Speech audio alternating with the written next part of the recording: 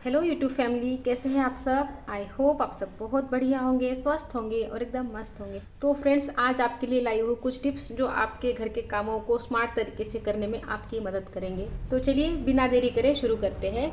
हम सबके पास 24 घंटे होते हैं, जिसमें से 7 घंटे रेस्ट के लिए और 2 घंटे मी टाइम के लिए निकाल दिए जाए तो भी आपके पास 15 घंटे बचते हैं, जिसमें आप पूरा घर पलट कर रख सकती है। बस एनर्जी लेवल हाई होनी चाहिए, थॉट्स पॉजिटिव होने चाहिए। बाकी इतने लंबे समय तक हम रेगुलरली काम करते भी नहीं हैं। फिर भी इन 15 घंटों को बिना हार्डवर्क के कैसे मैनेज करती है आप, वही आपका स्मार्ट वर्क कहलाएगा। जिसका फर्स्ट स्टेप होता है अपने सारे कामों को लिखना, क्योंकि विदाउट टू डू लिस्ट आप टारगेट अचीव नहीं कर सकते। नहीं तो बहुत सारा टाइम आपका ये सोचने में निकल जाता है कि पहले क्या करूं और उसके बाद क्या।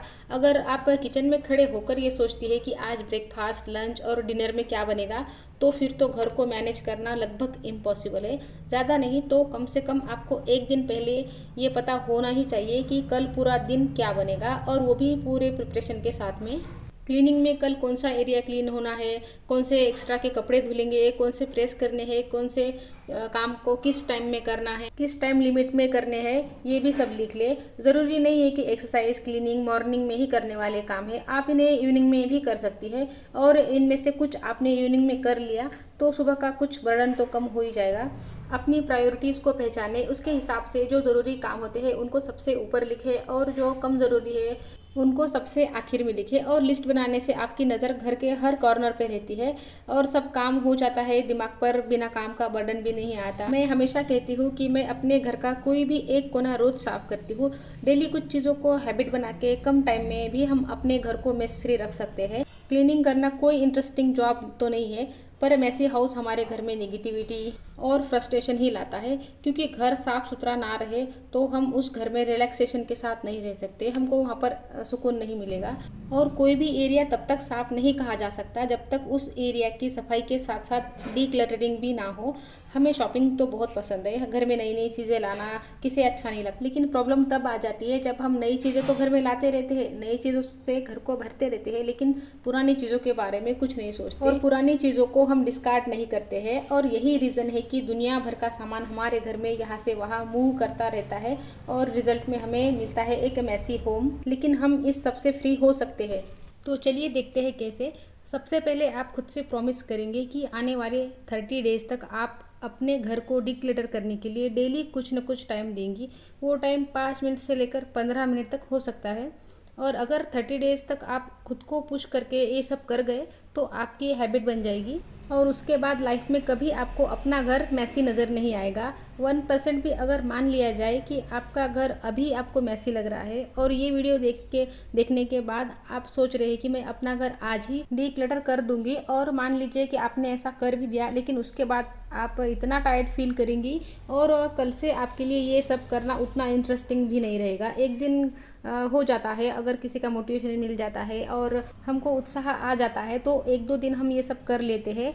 लेकिन ये जो घर के काम होते हैं ये 1-2 दिन के नहीं होते, इसमें रेगुलरली वर्क करना पड़ते रहता है। लंबे समय तक हमको हमारा जो एनर्जी लेवल है, जो हमारा मोटिवेशन है, उसको बरकरार रखना पड़ता है। तो हमेशा याद रखिए खरगोश और कछुए की रेस को।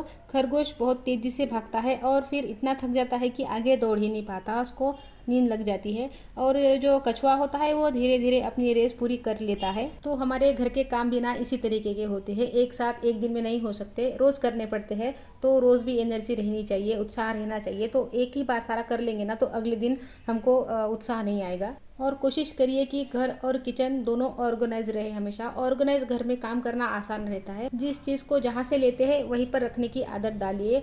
जल्दी में होते हैं तो हम चीज़ें जो ना यहाँ वहाँ डाल देते हैं, तो उसी वक्त अपने आप को याद दिलाइए कि ऐसा नहीं करना है, जो चीज़ जहाँ से ली है वहीं पर उसको रखना है। तो अगली बार भी ना वो चीज़ वहीं पर मिलेगी, आपको टेंशन नहीं होगी कि कौन सी चीज़ कहाँ रखी है, याद रखने की ज़रूरत नहीं पड़ेगी। आपको पता है कि यहाँ पर मैं हाथ डालूंगी तो वो चीज़ मुझे मिल ही जाएगी। और घर जितना ऑर्गेनाइज रहता है, किचन जितनी ऑर्गेनाइज रहती है, उतना ही जो ना मन हल्का रहता है, दिमाग हल्का रहता है। तो अननेसेसरी जो ना बर्डन रहता है ना दिमाग पर, हमारे कुछ भारी भारी सा लगता है, तो वो नहीं लगता, हल्का हल्का फील होता है और काम करने में भी फिर मन लगता है। आप सपोज कीजिए कि आपने रात को किचन जो है ना अच्छे से साफ़ की है, अच्छे से क्लीनिंग की है, उसके बाद आप सोने गए हो, तो आपको एक तो अच्छे से नींद भी आएगी, और जब आप सुबह उठोगे ना तो आपका फिर से किचन में जाने का मन करेगा। वही अगर आपका किचन फैला हुआ है, सारी चीज़ें वैसे ही बिखरी पड़ी है, साफ़ सफाई आपने की नहीं है, रात में अच्छे से क्लीन किया नहीं है किचन को, तो आपका किचन में जाने का मन नहीं करेगा। तो अपने घर को हमेशा ऑर्गेनाइज रखने की कोशिश करिए। तो फ्रेंड, वीडियो को यही रोक देती हूँ। वीडियो अच्छा लगे तो लाइक कर लीजिए, चैनल पर नए आए हैं चैनल को सब्सक्राइब कर लीजिए। तो मिलती हूँ आपसे नेक्स्ट वीडियो में, तब तक के लिए गुड बाय फ्रेंड्स।